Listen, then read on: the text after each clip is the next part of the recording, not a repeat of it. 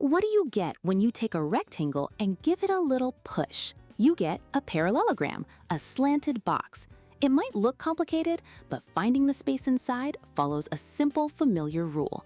The key is a clever cut and paste secret. Imagine a parallelogram made of paper. If you take scissors and snip off the right-angled triangle from one end and slide it over to the other, something magical happens. The slanted shape transforms into a perfect straight-sided rectangle. Because of this trick, the area formula is identical to a rectangle's, just base times height. But here's the most important part, the number one mistake people make. They use the wrong measurement for the height. A parallelogram gives you two numbers, the slanted side length and the perpendicular height. The slanted side is a trap. It's only for calculating the perimeter, the fence around the shape.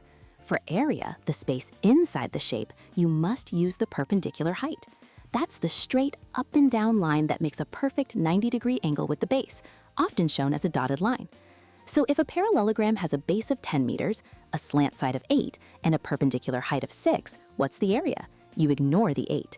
It's simply 10 times 6, which equals 60 square meters. This works in reverse too. If you know the area is 45 and the height is 9, you just divide. 45 divided by 9 gives you a base of 5. So don't be fooled by the slant. To find the area, just look for the two numbers that meet at that perfect right angle and multiply them. It's the secret that straightens out any parallelogram problem.